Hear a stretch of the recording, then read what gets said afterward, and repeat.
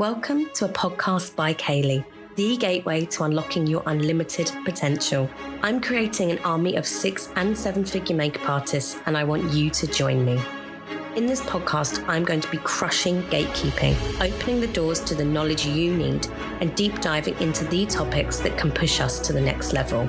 Be prepared for epic guests and answers to the questions you have always wanted to know. No more small business. No more just a makeup artist. The beauty industry is a $250 billion industry, and you're in it. Let's get ready to open those gates. This is a podcast by Kayleigh.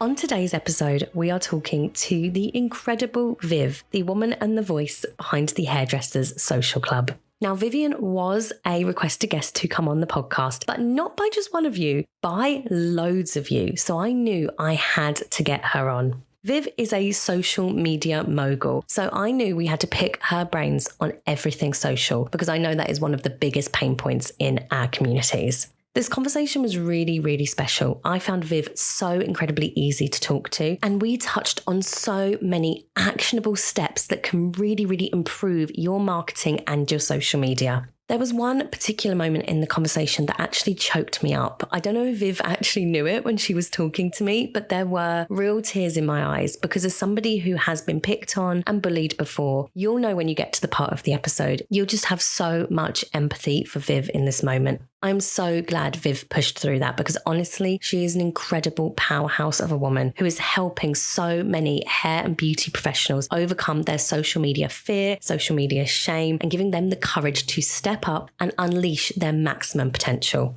I think you're going to really love this conversation. I know I did. Please give a warm welcome to Vivienne Johns. So welcome, Viv, to the podcast. I'm so excited to talk to you today. I've actually been looking forward to this all week. Would you mind introducing yourself, who you are, what you do to the listeners? Yeah, of course. Thank you, Kayleigh. Thank you so much for having me on the podcast.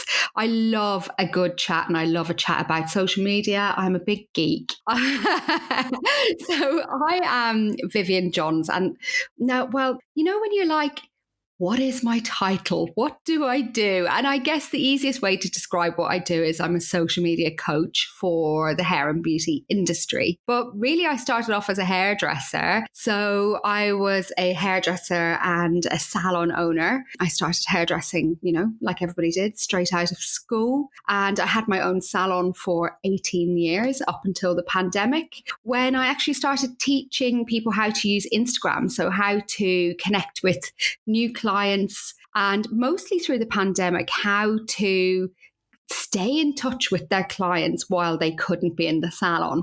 So I started teaching courses through the lockdowns, and that's when the Hairdressers Social Club was born. So the Hairdressers Social Club kind of came about in 2020, and I'm still doing that now. I never really went back to the salon after the pandemic. I just felt so different. I felt, and I'm sure people listening could completely understand, it was tough going back. We went back to all of the new regulations and trying to run a team. I had 10 stylists. I was in business with my business partner. We'd been in business together for 18 years.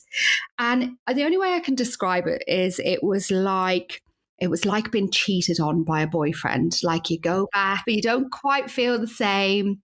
Something's not quite right. I just didn't love it anymore. And it's so funny because for people who know me, they were shocked that I was leaving the salon. Like I was a hairdresser. I loved it. I loved my clients. I used to do session work. I've done some TV stuff. So I did some bits and pieces for The Voice and for BBC, you know, like hairdressing and doing hair and running a team and teaching people how to be hairdressers was like my passion. And then all of a sudden I said, yeah, I'm not doing that now. And everybody was like, is Viv okay? I found my new passion. I really did. Like teaching people, connecting with people and helping people to find new clients online with Instagram. Like I had real success with Instagram in my own business and my own career, and showing other people that they're not too late, they're not too old, they're not too far away from London, they're not too whatever limiting belief they've got around that, they're not too anything.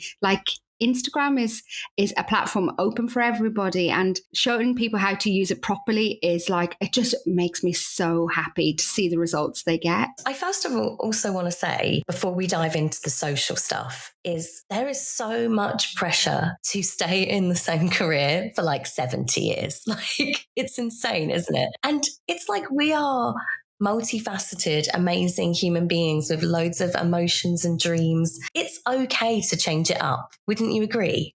Absolutely. Now, I never would have if it hadn't been for the pandemic. But when I look back before the pandemic, when I look back at what I was doing, I was obviously searching for something else. Like, I was putting myself out there. Like, I live in Penzance in Cornwall, which is 6 miles away from Land's End. Like, it's a small fishing village with like 15,000 people in it.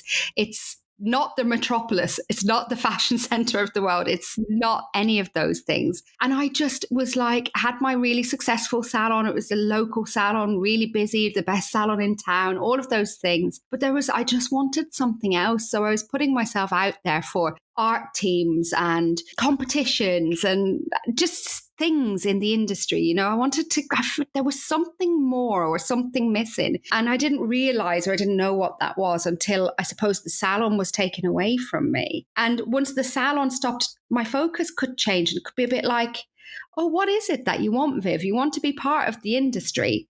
Somehow you want to do something else other than the salon. But obviously, when you do have a salon like that and it's full of clients and issues and stylists and bills and the everydayness of everything, like, you just have to keep doing those things. It doesn't give you space to look at what else you might prefer to do. I just actually want to honour you a second, because it's really brave to actually not give that up, but to make the decision to say, I'm ready for something else. So I really want to honor that for you, because I think it's really hard. I've been there, and it's been really hard to say, like, maybe I don't want to do this anymore, you know?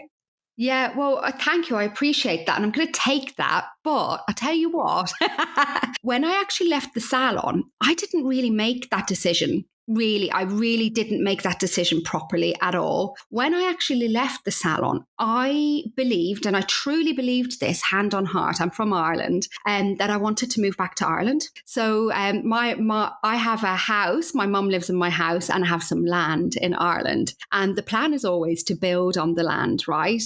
And I thought after the pandemic that I wanted to go back and build a house in Ireland and live at home. I wanted to do that. And that's really what I thought. When I left the salon, that's why I was leaving, is because I was going back to Ireland. But really, looking back on it, did I want to move to Ireland, or did I want to leave the salon? Because of the pandemic, I'd already built up an audience and courses, and all of that was happening alongside. So I was able to leave the salon. But I think I needed a proper reason to leave the salon. And I thought it was because I wanted to go home, but it wasn't. So why social media? How did the love affair with that begin, and how did it turn into the pivot? Yeah, that's interesting, because I actually didn't start using social media until like 2018.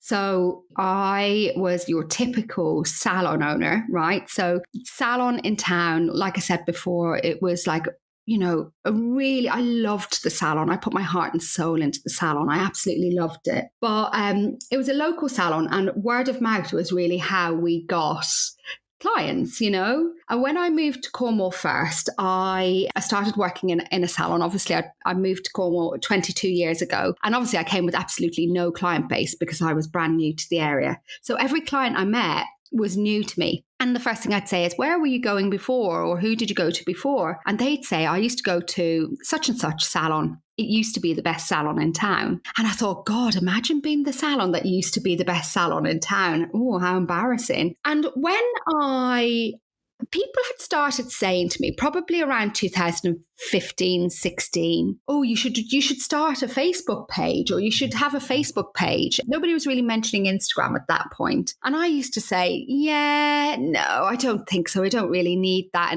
but we rely on word of mouth. But it wasn't until I went off and I went on maternity leave. I came back from maternity leave and I looked around the salon and I thought that I don't see any new faces. You know, and you look around, like there's 10 stylists and you just think, why don't I see any new faces here? I've been off for 8 months. This doesn't make sense to me. And so I looked at the computer and I looked at the numbers, and we were getting 11 new clients every month for 10 stylists. And I started to think, what? That's not right. Why are we not getting new clients? Where are the new clients going? Because they exist. It's not like they don't exist. And it wasn't that we were doing anything wrong. Because at first, obviously, I thought, well, obviously everybody's crap, or they need more education, or, they're getting loads of redos or complaints or all of this. But it wasn't that. We just weren't getting the new clients. And I just thought, well, where are they going then? And how are they not coming here anymore? And why is word of mouth not working? And I thought, it's social media. We're not using social media to connect with the new clients. How would they know we exist? How would people who are searching Instagram or Facebook looking for a new hairstylist, how would they know about us if we're not there? So I got that fear. I thought, oh, wow, here we are. We are on a real fast track to being used to be the best salon in town. And at that point, 2018, where I thought, right, I have got to learn how to use social media properly. So I started with a Facebook page and I just started posting to it just like everybody does. And then I kind of thought I started using Instagram. And Instagram for me, I just got it. I just understood Instagram way more than it's just about posting nice pictures. Back then it wasn't even videos. It was just posting pictures. And I understood that actually there's like an untapped potential to reach new people here. Because I think what lots of people do, Kayleigh, and you've probably seen this, lots of people, they post on their page, but that's it. They don't go and get involved in the community or go and actually search out new clients. And I realized really quickly that I could actually get in front of new clients. I didn't have to have an ads campaign. I didn't have to spend any money. I just had to understand how to use the platform properly and how to understand where my clients would be and get in front of them. And that, for me, changed everything. So I started to use Instagram in a way to get new clients. And that happened really, really quickly. So we had 117 new clients every month within the first 3 months of using Instagram properly. Back to where it should be for that many stylists, right? You need to have new people coming through the door, or else you've got an expiration date and it's pretty close. If you're just not getting those new people in. So it was understanding not necessarily what to post, but there is obviously the content is a big part of it, but there's so much more. And that's what other people started to ask me. What started happening then was I was posting on social media, but I started to get opportunities. I knew I wanted to be recognized by the brand we used. I really wanted our salon to be like reshared onto the brand's page, and I wanted our salon to be reshared on our stories, and I wanted our rep to recommend that other people would look at our page, and I wanted to get noticed by the brand. And that started happening, and it happened a lot, actually, to the point where even the brand that I was working for invited me to join their session team on a big show in Paris. I was like, all I'm doing is like making these little tutorial videos, using their products, talking to the camera. People started to ask me, how did you get that? How did that happen for you? And I'd say it was through Instagram. And then one person would ask me, another person would ask me, and then 10 people have asked. And you're like, hang on a minute. If 10 people want to know, then there's something in this. And then I actually became a social media coach for a business coaching group, this is before the pandemic. So I was already kind of teaching people how to use social media before the pandemic, but as part of a business coaching group. So for anybody out there who is thinking about becoming an educator, and maybe you're the thing that's stopping you is you think you need to know everything. Like, you don't. You just need to know a little bit more than the average person, because once you open yourself up for them to ask you questions, then you learn so much more from answering their questions. Do you find that, Kayleigh? Definitely, definitely. I always think people get in their heads a little bit, especially when it comes to teaching lessons or teaching a makeup lesson. They think that every single thing in their brain has to be imparted to that person in front of them. Yeah. When actually it's like 1%, because that's all somebody can retain anyway. Like, same with exactly like you were saying, let's say you want to do a tutorial on how to do something to your hair on Instagram. You don't have to know absolutely every single thing about hair. You just need to know a little bit more than the average person, because that's all they want to know, is just the little bit more. Absolutely. So I feel like we're at the part of the episode now. I want to take your amazing brain, Viv, and I want to really deep dive into social media. Can we do that? Yes, let's do it. Amazing. I'm so sorry, by the way, if you can hear my belly rumbling, like I can't. It's rumbled like 4 times. Emergency chocolate next to me. So I guess where I'd love to start, because I know, and you know, social media is like one of the biggest pain points when it comes to so many businesses. So I feel like where I'd like to start then is, what do you think is one of the number one limiting beliefs that you find a lot of your students come to you about when it comes to social media? So the number one is they think they are too old, too fat, too ugly. Their voice isn't nice enough. Their accent's terrible. They have all of these reasons why social media would work for somebody else, but not them.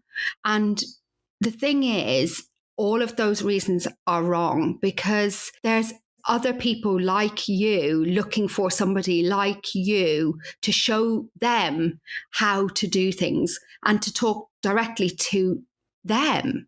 You know, if everybody on social media looks like a 21-year-old supermodel, then this is not a very open or diverse space for everybody else. You know, it's going to be a very, very boring place too, because everybody will look exactly the same. And that's, I think, what the beauty of social media is. Like, it doesn't matter who you are. I didn't start using social media till I was 40. You know, like, it's not just for young people. It's not just for people who live in a city and have a glamorous lifestyle. It's for everybody. If your clients and if your audience are busy moms who haven't got much time on their hands, and that's exactly the type of content you need to create for them by another busy mom who hasn't got much time on her hands. That's where people think that they have to fit a certain type of look or aesthetic on social media. And once you accept that, you can turn up looking the way you look, sounding how you sound,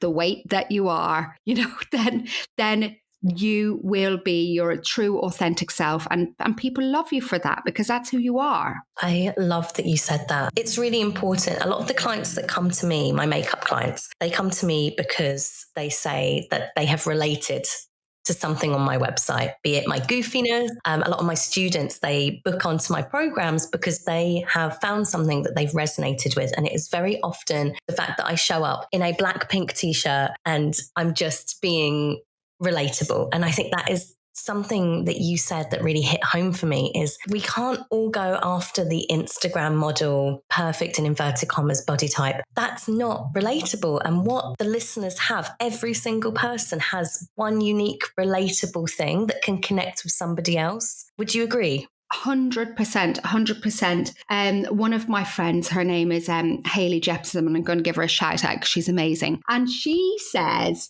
you've got to be able to see it to be it. And I was like, yeah, that's it. Because if nobody sees 40-plus-year-old women saying, you can show up and talk to the camera on social media, and you can go and work on a session team in Paris, and you can be invited to go and work on The Voice, and you can be invited and go work for BBC Little Mix The Search. You can also do these things. Then they go, right, okay, that's doable then. So for the person that is sitting there right now, who is maybe in their 40s or is maybe not the inverted commas perfect body type or all of the things, and they're quite scared of showing up on social media, showing their face, just being authentically themselves, where would you recommend they start? So I think probably the easiest place to start is with creating some B-roll content. So for people who don't know what B-roll content is, it's really probably the easiest form of content, really. B-roll content comes from the movie industry, where they've got camera A is filming all of the important important scenes, you know, the people talking to each other and all of that. But camera B is filming other stuff, like a car driving past and people walking past, or even the people, the focal point of the scene from further away. So camera B is kind of filming all the stuff that's happening around the scene, and that's B-roll. So for you, that would be you working, you know, you greeting somebody coming towards you, just all of the kind of stuff happening in the salon or on set. And that's B-roll, right? But the easiest way to show up is by actually kind of just filming yourself doing something, so working, because you're not presenting to the camera. You're not even having to look at the camera. And you can kind of then be a little bit more brave and put a voiceover on that. So you could say, you know, a little kind of like roundup of the week, roundup of the day. Come with me on a photo shoot. Come with me to prep a bride. Come with me, you know, on a normal salon day, whatever it is. And you could talk it through. So you're not standing and presenting to the camera, because that really scares people. But it gets you kind of like putting your image and video of you onto your Instagram page. And then you realize nothing terrible happened. You know, the whole world, the internet didn't break because everybody went, oh God, I can't believe I saw Kayleigh. Oh, it's terrible. I'm going to have to delete the whole app now. You know, you realize nothing bad happened. And actually some nice things might happen, because people will say, oh, Kayleigh, it's so nice to see you working. You know, and then you go, okay, that feels all right. And I actually think doing B-roll content where you're filming, where you're kind of at work, you're not really, it's just about you rather than on you. I think that's the easiest kind of in. Would you agree, Kayleigh? I love that. I think that is such an actionable tip you just gave us. It's kind of like a muscle, isn't it? Like the very first time you showed up on camera and I showed up on camera, it wasn't how I show up now. How I show up now is the result of, you know, like a couple of years of doing it. And I think people compare what they see versus their first time. My first time on camera was not cute. And if I go back on my Instagram archive, we'll find it and we'll see it. And it's not the best, but it's a muscle. The more you work it, the easier it becomes to do it off the cuff. I totally agree. Apparently you have to do something 50 times to get good at it. So you might as well just start now and get your 49 really rubbish ones done, because they have to be done. You don't get to skip that bit. You have to do it. So I think as well, Kayleigh, you'll probably agree with this too. Like I started off when I started making videos first, I was very like, I cringe to look back on it because they were very rehearsed and stiff. But then I think video content in itself has changed, you know, so it went from kind of like quite rehearsed, almost sitting at my desk, really stiff, like la la la la la, Instagram. And then it became more polished. And actually now it's gone right through its polished stage and back out into a way more unpolished. And that I feel more authentic, that it's a lot less polished than it ever was. But I'm better at it. And I'll tell you one tip to make you, if you are going to talk to the camera, one tip. And honestly, when I see people doing this, it drives me insane. One tip is look at the camera lens. Look at the camera lens when you talk, because you will instantly appear to the viewer like you're more connected to them and more confident. When people look at themselves on the camera, their eyes slightly drop down, and actually it doesn't connect the same way. And when people are looking at the timer at the bottom of the screen when they're recording, it looks like you're looking at somebody's boobs, and nobody wants that. I'm going to take that tip because I am always very distracted by everything else. And I never look at the camera lens unless I film like back camera. Then I look at the camera lens because there's nothing else to look at. But that's a really good tip. Thank you. I love that. It is okay. It is okay to break the eye contact from the lens. Like directly staring into the lens might be a bit like serial killer. Like, so, so it is okay to kind of like break away from it and like, let your eyes wander off to out your window, or, you know, to look up and to the side while your thoughts process. That's absolutely fine, because that's normal, isn't it? If you and I were sitting across the table and I kept staring into your eyes, be like, okay, look at the lens. I'm going to have to change my whole shtick on this. Look at the lens, but not too much. I love that. So one thing that stopped me for years, Viv, for actual years. I set up by Kayleigh, quite similar to you. I set it up kind of in the midst of the pandemic. And I feel like the pandemic, people had a lot of, realizations. But I wanted to do by Kayleigh for years before that. I was always on my makeup account sprinkling like educational content. And I was never ready because my number one fear was what people would think of me, as in my friends, ex-colleagues from 10 years ago, old school friends that I've not seen since I was 5 years old. Is this something you find is quite common? Yeah. All of that. Everybody feels like that. I felt like that. You felt like that, Kayleigh. Every single person feels like that. And guess what? They do think things. Everybody thinks things about, maybe they think good things, maybe they think bad things, maybe they think lots of things. They do. And you can't let that stop you. And I'll tell you a story that I've only really started talking about very recently, because it still kind of made me feel a bit upset when I spoke about it. So when I started making videos first, right, I was making videos, tutorials on how to use the products that we had in the salon. And I was doing it because out of all of the salon, I was the one, I loved products. I just love products. I'm still a massive product junkie. I love product. And we had this new range in, and they were brilliant styling products. But I just knew the stylists didn't know how to use them properly and wouldn't show their clients how to use it properly. So I thought, I know what I'm going to do. I'm going to go into the salon every morning. I'm going to make a video, and I'm going to use a different product every day. And I'm going to make a video showing the clients how to use the product for all of these different styles. And I started uploading them onto Instagram. And like I said before, they started to get loads of interaction, and the brand started noticing and resharing them, and all this great stuff started happening for me. And then I found out that one of the members of staff, so one of my own team members, had made a video mocking me.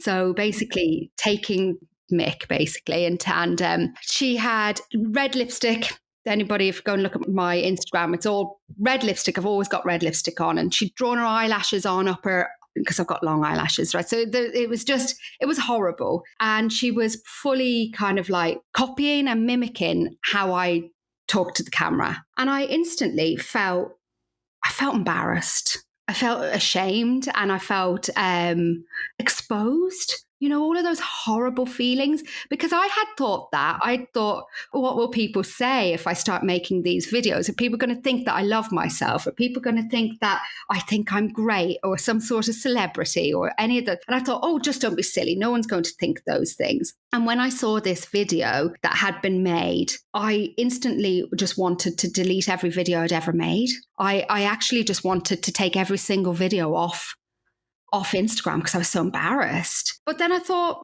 no, because I didn't make this video for you. I made the video for all of the people who come into the salon and say, oh, I loved that video that you made the other day. I never knew you could do your hair like that. Or make sure that I don't forget to take that product that you were using on that video the other day. Or, oh, I just loved this. Me and my little girl watched that video of how to braid, and I did it for school, and everybody said she was great. And I thought, no, I make these videos for them. I don't make these videos for that one person who has some sort of issue with it. And I'm so glad, because that person didn't like my 10 videos I'd made. I've gone on to make about another 1,000 after that, and made a career out of doing it. So I'm so glad I didn't let that one person's opinion stop me.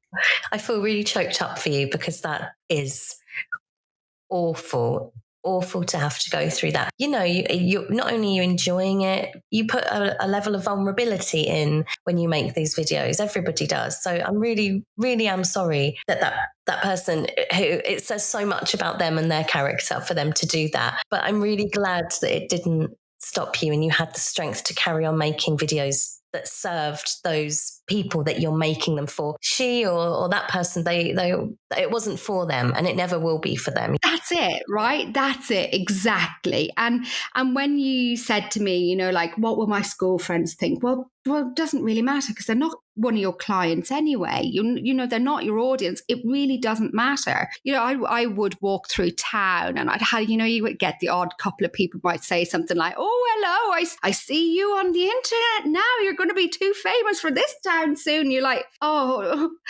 like the guy with the bald head in his 70s, and you're just like, you're not my audience. Why are you watching this anyway? And there is things like that make you think, this is for my business. This is for other people. So always bear that in mind, because, it doesn't matter what they think. This podcast is brought to you by the Level Up Club, my monthly membership for makeup artists. Imagine a place created with done-for-you monthly resources and coaching, literally everything you need to create and scale a profitable, thriving makeup business. Well, it exists, and it's called the Level Up Club. I am so proud of this membership. I literally poured my heart and soul into it. Inside, you will find monthly Canva templates, monthly stock images, social media calendars, email templates, workflows, pro program lists, agency lists, monthly coaching and conversations with the people who can help smash gatekeeping. I'm talking agency owners, PRs, top makeup artists and experts. They're all inside. And not only that, but monthly in-person events. We have already held portfolio days, headshot days, branding days, and so much more is coming. The club is taking the mystery out of making money. Your makeup business doesn't have to be make-believe, and I'm showing you how. And guess what?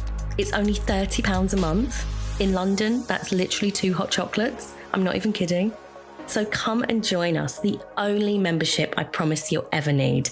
Now, back to the pod.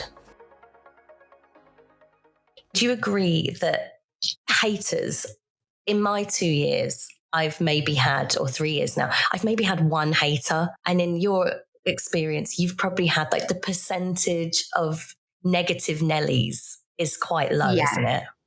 It's so low. It's so, so low. The thing is, it just feels so big.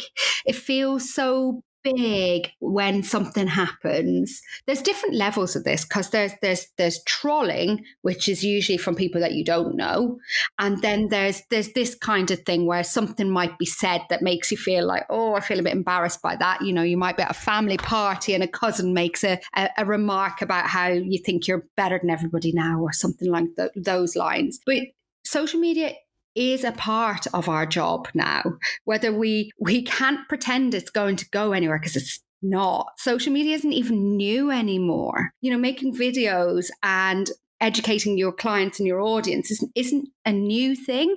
So, and it's actually just an everyday, like, anybody who has an opinion on social media, they probably are in a business where maybe they don't need to use it, or it's not part of their world, whatever, or maybe it is and they don't want to. They've got their own limiting beliefs. It's not new, and it's not going anywhere, and it is a part of how you connect. It's advertising. It's how you get the message of who you are out there. We used to have to put ads in newspapers, and I remember they were like £300 for a crappy little corner down the weekly newspaper. It was really expensive. And then, do you know if it's your target audience? No.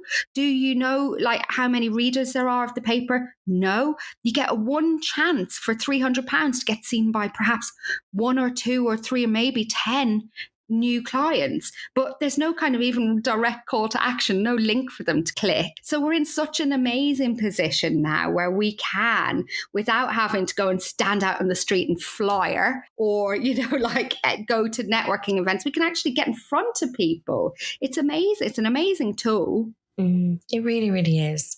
Let's talk about one thing that I get in my DMs pretty much on a weekly basis is, Kayleigh, I'm not getting any clients. And then I'll go on their page and they won't have posted for 2 years. And it's like, Yeah. So I tell you what, in our industry, in the hair industry, what I get a lot right now is people will say things like, can't get any new stylists. And then I go and they say, I've advertised or I posted about it. And I go and I look at the post and I just think, that's not attractive to anybody. Like how you can't just post once, but let's kind of like wind back a bit, because you can get new clients through social media. You absolutely can. If you think of like, I'm a hairdresser and you're a makeup artist, the first chance your client has to pick up their phone and start scrolling social media, they do. So if anybody says to me, and this is what I hear a lot, is my clients aren't on social media. It's like, yes, they are. The clients you have might not be, but your new clients are. And if you're not there, you won't get the new clients. And it's as simple as that. But what I would do is you need to post. So you have to get out there. And Kayleigh, when you go and have a look at people's pages, what are you seeing? What I'm seeing is no activity very often. I will see no stories, highlights that might be like 2 or 3 years old. I'll see the last post being like November last year. And, I'll go back to them and I'll say, if I was a new client going on your page, I wouldn't even know if you were still in business. And and then they'll come back and they'll say, but I don't feel like I'm good enough. Or they'll have, one of the limiting beliefs that we've spoken about. That's kind of where it stands in the makeup industry right now. Yeah, yeah. So what you find people's problems is they kind of think that maybe the work they are currently doing isn't good enough to show on social media. That's why they're not showing it. Is that what you find in the makeup industry as well? So like in the hair industry, they'll kind of say, oh yeah, but like my client base, they don't have anything really interesting done. They're just like trims or a root touch. And I'm like, but is that what you want to do? And they say, no, I want to do balayage and I want to do lift-in blondes and I want to do this, that, and the other. And I'm like, okay, right. So we have to think about this as like any like makeup launch would. They don't wait till the makeup or till the product comes out to start talking about it and start advertising it. Like you have to think about this as a campaign. So when let's say you want to start doing any type of work, I'm going to use, Kayleigh, I'm so sorry, but I have to use hair terminology because I'm not a makeup artist. So you're going to have to, this is the Hairdressers Social Club. So I always have to use hair terms. So let's just say somebody says, I've been on all the balayage courses. I'm really good at it, but I don't get the balayage clients. So I don't know how to post balayage to get more balayage. I would suggest that somebody would set up a content day and invite models into the salon or, and same with makeup, it would work really well. And to create content in a controlled environment. So get 3 balayage models in and create an absolute ton of content around that. Content that you can use on your stories, content that you can use for reels, videos, carousels. You're literally going to film and photograph everything from the minute that model walks through the door, gowning them up, saying hello, hugging them, handing them a coffee, doing a consultation, standing next to them with a shade chart, mixing your bowls, tearing your falls, literally every single thing that you do documented and photographed and videoed. And then you can put all of that together for a campaign all about you as a balayage artist and literally start posting about that and nothing else. Like the video or the picture that you post today doesn't have to have been done today. Doesn't even have to have been done this week. You can use content that is from whenever, it doesn't matter, but you just want to build up this whole campaign about balayage. And I can guarantee once you start doing that, it starts to look like you're a salon who does balayage all the time. You're really actively a balayage artist and you'll build up a hype all around it. And it looks like everybody's having this done with Kayleigh. So gosh, next time I go in, I better have balayage because that seems to be her thing now. But you actually haven't even really started doing balayage in the salon. You just did it on a content day, but built up so much content. Now, one thing I would say to do is don't charge the models, but what I would say is to the models, I want you to write a review. So I always get them to write a review, obviously a 5-star review, and I want them to post stories while they're having their hair done, all about this amazing balayage that they're having. So it kind of starts to build up some real user-generated content as well. So it's not just you posting it there. You've got some reviews. You've got some stories that have been generated while it was happening as well. So fake it till you make it. I couldn't agree more. Content days are so, so valuable. And whenever I have a student that comes to me and says, I'm not booking the work that I like, or I'm not booking the work that I want to book, I always say, create the work you want to book. Start there. Just create it. If you want to shoot beauty editorials, you need to create that work in your portfolio. You need to get doing the content that you actually want to be displaying and being paid for. If you want to do more editorial work, you need to show that you're doing that. And this is kind of how I, with the brand, got noticed with the brand and started getting more opportunities from them, was because I started to tag them and I looked up the type of content they created. And then I was like, oh, they like that type of look. I'm going to do some of that. They like this type of language. I'm going to use that type of language. They like these kinds of color palettes. I'm going to kind of dress more like this. So I really worked it. It wasn't by fluke at all. I was like, I know what I want. And if you have specific editorial looks or people you want to work with, start to kind of create the type of content they like. Absolutely. So we've talked a lot about like mindset, limiting belief. I'd love to talk a little bit now about the nitty gritty. So one community question that I got that I think is really good is, should we be worried about the follower number? Right. So the answer to big sigh. She was gearing up for that one. Yeah. Well, see, the thing is, no, you shouldn't. Okay, you should not be worried about the follower number. And this is followed by a big but. And I hate this big but. But unfortunately, brands are still very much focused on follower number. Is that the same in the makeup industry? Definitely. If you want to go down that UGC, like content creator influencer route, I would say, yeah, it's sadly still important. Yeah, annoying, isn't it? It is annoying. And often I think brands only look at the follower number. But in my honesty, you could create UGC without having a big following, because if you create quality content and beautiful editorial looking videos that really fits a brand that they can just buy directly off you, it doesn't matter how many followers you have, because they're actually just buying video content off you. That's kind of how that works. So the follower number for that wouldn't matter. And your follower number, if we could remove the follower number off your page, like if Adam Mosseri from Instagram said, Viv, I see you doing a great job out there. Never going to happen. But, if that happened, he said, Viv, I see you working really hard trying to teach everybody how to use Instagram. What's the one thing we could do for you? I would say, can we please take the follower number off? Because I just think it'd be a much happier place. What ends up happening is we look at each other's follower numbers and we think, oh, the measure of how good you are must be down to how many followers you have, which is nonsense, because we all started on different days at different places in different times. Like it's just not a level playing field. There's all sorts of reasons why somebody's number is bigger or smaller.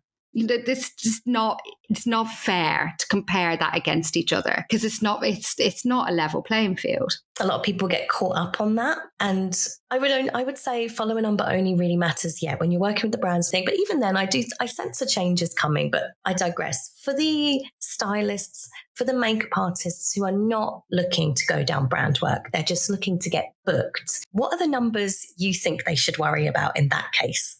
Yeah, definitely not follower number. Absolutely, definitely not follower number. I think the only number you really need to look at is your content interactions, so your engagement. And you'll find that in your professional dashboard on Instagram, and start to get used to spending time in there rather than, looking at how many followers you have or somebody else has. So start to get to know it. Keep an eye on it, track it, write it down. It's always good to write things down. Like I really believe in doing a monthly audit of your page so you can look at what's working and what's not working based on engagement, because your engagement tells you whether the people who've seen it like it and got something from it because they've commented or they've liked it or they've saved it or they've shared it. That's the important thing. This is a big part of what I teach, is to think about your content less like a magazine that you just flick through and you just read or, and put it down, it's gone. Like what I want people to start to think about their pages like a place of resource, so that you create content that is almost more like a learning library or a library about it could be about all sorts of different things, products and skincare and how to do this and things to eat, or, how to turn up if you're having your makeup done. Do you turn up with your face prepped or not? Do you exfoliate the night before or not? Like how, all of this. So that when somebody is thinking about having makeup or buying makeup or want makeup techniques and tips and tricks, that they instantly think, oh, I'm going to go to buy Kayleigh's page because she always gives great tips on this kind of thing. And I've got very similar to skin type to her, or I'm the same type of age as her. So she'll definitely have, used makeup that, I want to avoid it getting all sitting in the creases under my eyes. Well, Kayleigh's the same age as me, so maybe I'll go and have a look to see if she's got a product recommendation. So then your page becomes more about what's on it and how resourceful it is than how many people follow it. The follower number, oh, come on, Instagram, grant me the wish. Okay, I have one last question before we do our game. If somebody is listening to this and they're like, yes, yes, yes, resonating with everything, and they really want to start taking their social media seriously, they really want to invest in learning more about it, where does somebody start? I would recommend that they, come over to my website, thehairdressersocialclub.com. There's loads of free stuff. So I always recommend that people come and see if there's something there for you, and there probably will be, because there's masterclasses that you can watch and things like that. But I have a program called the Autumn Social Club, which actually starts in September, and it might have already started by the time this is out, but I do run it every term. So I run it in autumn, winter, and spring. Summer, nobody wants to do a course in the summer. So I do autumn, winter, and spring. And it's a 6-week intensive social media course. And it's not just for hairdressers, but if you can handle me using balayage or curly hair cutting, which is always my go-to. If you can handle that, I do use obviously hairdressing terms, but it's exactly the same. It's exactly the same methods that you would use for makeup clients and people to get a local following, because that's what I'm all about. I'm all about teaching you how to turn your followers into clients. Because if we're just trying to get followers, that's not, that's only step one. Like actually successful social media is turning those followers into clients. That's the most important part. So I would say come and connect with me. I have my programs run autumn, winter, and spring. And then there's always other stuff going on in between. So come and join my mailing list and you will not miss out on what's happening. The reason that I got Viv on the podcast today was because Viv was recommended to me. Your name constantly cropped up as like a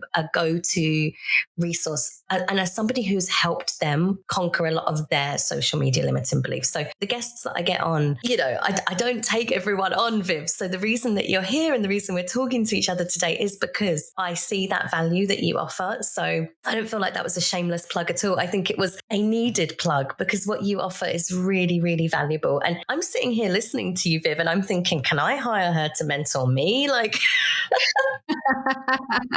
yes, you can. Honestly, that means the world to me. That really does. That's lovely, because that's why I do it. It's because I don't want this whole social media thing to feel to people like it's a stitched up game, like that it's only there for some people to have success on, because that's not true. And I think like lots of people would have you believe that, but it's just not true. And I know there's a world of opportunity out there that is for you, for me, and for everybody listening. You just got to just find your thing, and understand who it is that your social media is for, and think about your social media as a place of resource. Why would somebody come back and look at this over and over again? Because if it's just pictures and videos of a client you did, but that's all nice and well and good, isn't it? Like there needs to be just a bit more to it. Like, what does your client need to know? All those questions that you get asked over and over again, those questions, answer them on your social media. And that's what I teach. So that's what I love to teach, because that opens doors for people. It absolutely shows. This podcast, you've just given so much. I know this is going to be so valuable. So thank you, Viv. Oh, I appreciate you so much. Thanks, Kayleigh. I've really enjoyed this. It's been lovely. Thank you. And thank you so much to everybody who recommended me. I really, really am grateful. Shout out Carla and Rachel. And there was like loads more, but those are the names coming to my head now. Do you have time for a 10-minute game? I do. Yeah. Cool. Okay. I do a little game at the end of every episode called Smashing the Gate. So it's kind of like a quick fire round, but obviously I know some answers might need a bit of explaining. So do feel free to elaborate. Ready? I'm ready. Okay. So what is one myth about social media that you would like to bust? Oh God, what? Okay, this is a good one. That you have to post all the time. You definitely don't have to post all the time. You just need to post consistently. So if you're posting once a week, stick with once a week. Like the worst thing you could do is post 10 times this week and then not again for 10 weeks. So choose your consistency and choose it based on really what's realistic for your life. Posting more doesn't mean anything. It really doesn't. But post as many times as you can, post well. And that's what I would say. I love that answer. Rachel has asked, what is your biggest tip for boosting engagement right now in 2023? Oh, okay. So that's an easy one. A picture or a video of you will boost your engagement. It always will. So if you're very typically always just posting lots of pictures of your before and after looks and you're not in it, get you in it. Better still, if you have a dog, get the dog in it. I'm going to do that. Tonight, you're going to see a picture of me and my dog. I guarantee it will be your best post that you've done in the last 30 days. But what I would do is if you've had a bit of a break in the summer, which loads of us have, if you've had a bit of a break in the summer, I would come back in with a plan of action. And that plan of action to boost would be to get out your story. So tell your story over a few posts. So I wouldn't just do it in one and just think, oh, okay, that boosted my engagement. I'd actually create a bit of a series talking about who you are, where you're from, why you started makeup, some transformations of maybe clients that you've met along the way that really touched you that you want to talk about. So really bring the human back into it. Biggest mistake you see people make on their social medias? Yeah. Okay. So this is the biggest mistake. It actually drives me wild. And you're like, people call it an ick. This is my ick. Fonts apps. So where you might import a fancy font into your bio or your name field, or even people use it on their captions. Please stop. Please stop. Oh, I know what you mean. Yeah. You know what I mean? Right. And I actually thought people had stopped. They haven't stopped. It's just that people who are connected to me have stopped doing it. Because often what I'll do is I'll go and have a bit of instead of spending time, in fact, I'll talk about this in a second because I think this is interesting. Instead of spending time in my news feed, I'll go, oh no, I'm just going to go out and I'm going to find new followers I'm going to go and find myself some new followers, people who I'm not connected to. And I go off and I search through all sorts of different things, brands and magazine pages, where I think my followers would be. And I look at their pages and then I'm like, oh my God, they need me. They have fonts in their bios. They've got fonts in their captions. And the reason I want you to stop using fonts apps to create this fancy writing is because Instagram is now searchable. So everything that you write, your caption, your bio, your name field, even your username, all of that is searchable. But when you import fonts into the app, it's not searchable. So the algorithm isn't able to read imported fonts. So stop doing that,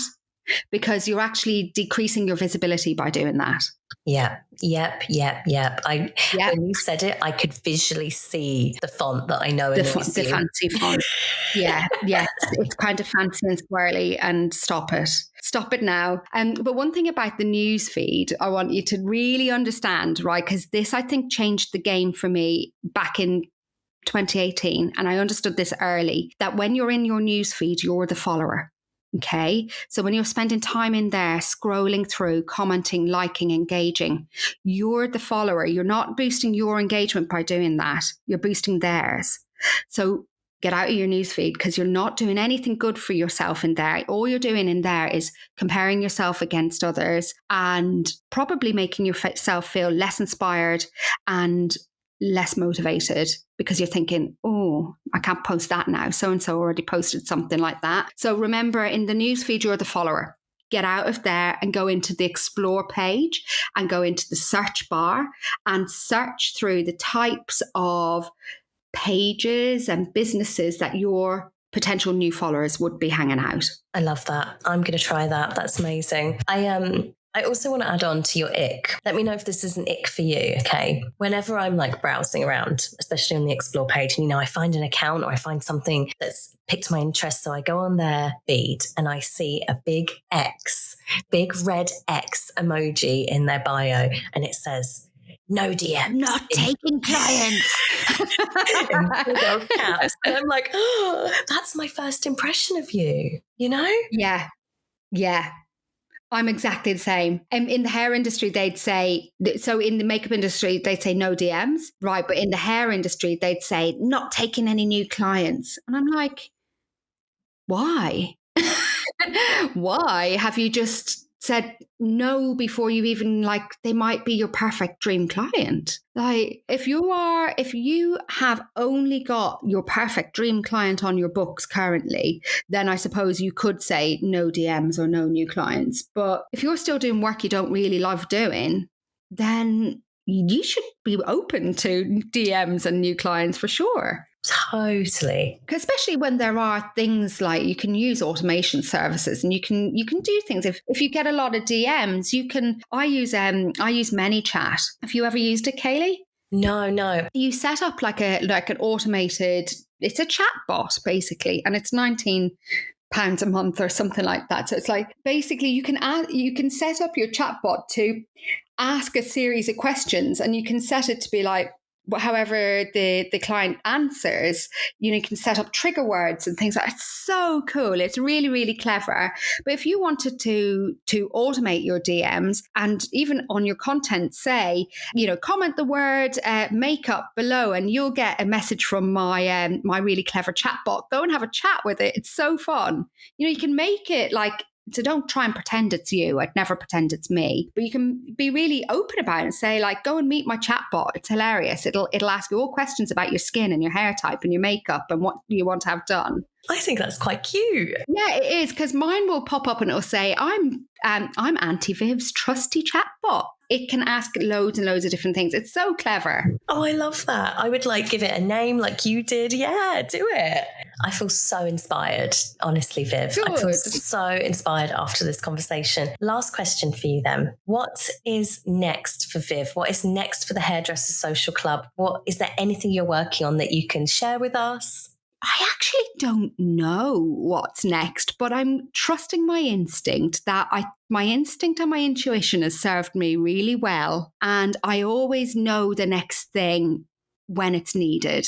And right now, I just don't know what that is. I've got a big event coming up in London, actually, if anybody fancies coming to see me live. It's called Social Life Interactive, and it's on the 28th of January in London. So tickets are on sale for that right now. Maybe I'll see you there. Yeah, it'd be fabulous to meet you, Kayleigh. I would love that. Please, Viv, can you tell everybody where they can find you? They can find me on my website, thehairdressersocialclub.com, or do you know what? I'm really easy to find on Instagram. I'm always there at the Hairdressers Social Club and getting my DMs. I like a DM.